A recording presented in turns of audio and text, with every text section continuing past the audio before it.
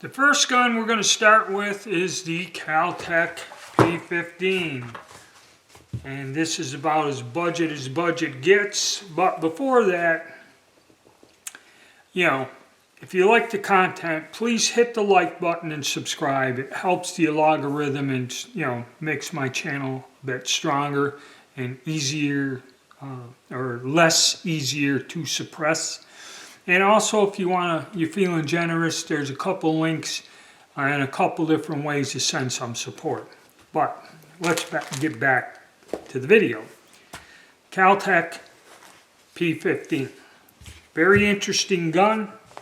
And what got me started with it is online. You can get this pistol for half of the MSRP.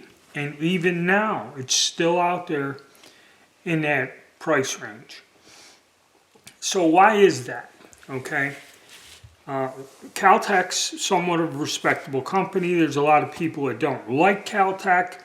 There's a lot of people that do like Kel Tec. So, it's a 50-50 deal. So why would something, and this gun has a lot of unique features, why would it be sold online for 50% of the MSRP? Well, what happened was when this gun came out 2 years ago, and there's two versions. There's this polymer version and then there's a metal frame version, which is a tad bit more expensive. Obviously, when Kel Tec brought this out 2 years ago, there were a couple engineering or design problems. And one of it was this slide release would work itself loose and the gun would lock up and not function. And also there were issues with grip texture and the fact that this gun is so light and when it recoils, it just about comes out of your hands. So whenever you have a video, well actually there's more than one video. I went back and researched it 2 years ago when this gun first came out. There are several videos by different people who do gun reviews like I do. They're just a person, gets a gun, and reviews it honestly. They're not sponsored by anyone. They're not given the gun. They're just people who do this on YouTube.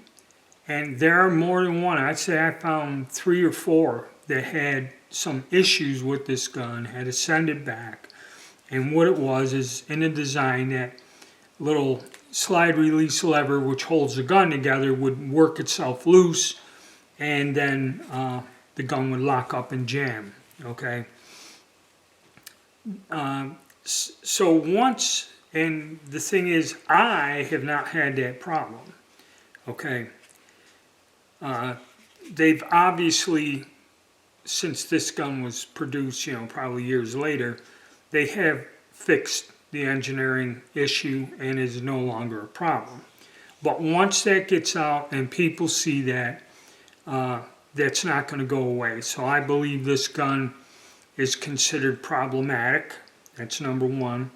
And number two, like a year later, there were some other independent people that reviewed this pistol. And their complaints were, the other complaint was the grip texturing is very aggressive. And actually, one guy had to wear gloves. They showed their skin being damaged.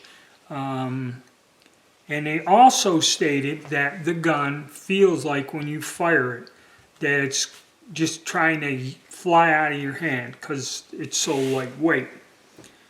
And, it's got a very narrow grip. And as you can see, when I grip it without the extended magazine, my finger's up underneath there. So there's not a lot to grab a hold of like a wider framed pistol, which a lot of the polymer guns are. So that kind of detacks, or so that kind of doesn't, it's a negative thing. And when you got some negative things like that, and there's a lot of videos out there pointing that out. I think it hurts the sale of this gun. Now, also, I did take this gun out with my wife. My wife is not an avid handgun shooter. She actually likes guns with more of a metal frame along the 1911 style. She doesn't like compact polymers because she's right. Like some 380s I had, now when you fire them it will sting your hands. If you have sensitive hands, some of these compact polymer frame guns are difficult to use. So when she tried to shoot it, she didn't even get more than I think 3 or 4 rounds. The texturing hurt her hands immediately, and this gun was very uncomfortable for her to shoot, probably in terms of recoil, the texture on the grip. And, you know, for someone who is not really experienced in shooting handguns, I would say do not buy this, okay? Because a lot of the people that reviewed it that kind of are experienced, they found it uncomfortable. And whenever you're carrying something, you want to be comfortable shooting it, okay? And this is a problem with this particular gun with a lot of different people out there. Now, let's go to the positive. As for me, okay, this gun has some features, the 2 safeties, a grip safety and a magazine disconnect safety. But there is a way you can turn a switch inside the frame and turn them off. That is how I prefer it.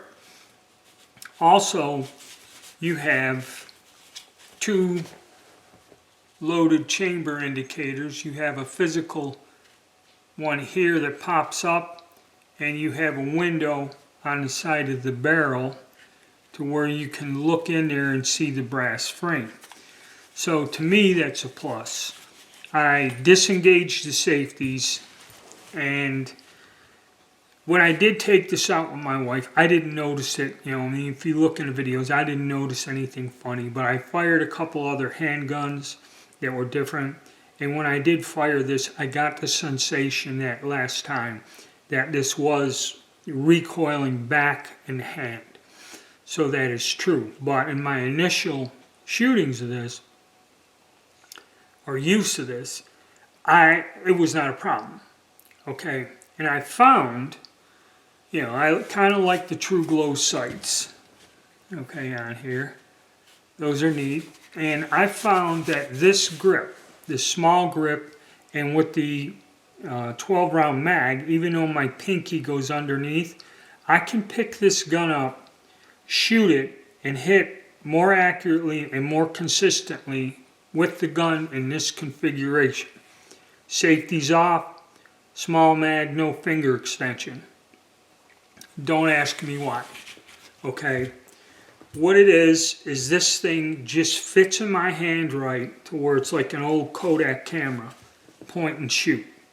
And I hit. And actually, compared to several of the other guns, I shoot this gun more accurately and consistently than some of the others here. And that's just a quirk with me. The texturing doesn't bother me. I work with my hands all my life, so I don't have a lot of sensation in my hands. So it doesn't bother me, and I also have problems with sensation. I don't feel things very well, 100%. So that's just something about me. Personally, I would probably, and I probably am going to make this my carry gun as is, just like this. I'm going to probably rotate my Taurus GX4 out. That's what I've been using. And again, the reason is the cost of these firearms. If it works well, even though maybe you have to put a certain brand of ammo in that is reliable and will work 100%. If it works well. A gun on this price point, okay, if it's something you're going to carry guns get worn, knocked around, scratched, beat up, okay. God forbid you ever have to use it, chances are it's going to end up with the police for a while. And if, say, carrying it in a vehicle, you ever get a break-in or it's stolen, okay, you're not out $800. All right? That's one thing about budget handguns, especially if you rely on it enough or are confident enough to carry it. If the gun gets worn and the finish gets worn or scratched or something, or for some reason it gets lost, confiscated, whatever, you're not out a ton of money. So my final thoughts and conclusions would be, if you're sensitive to the texturing and that, if you're the type of shooter, you're not very familiar with guns and that, this gun probably you should avoid. Okay, because a lot of people put a more negative slant on this when they review it than not. But if you're on a budget and you don't mind picking this up, you may find that, like me, I like this handgun. Okay, personally, that's just my personal opinion. And I can see why a lot of people would not like it. Okay, so be warned.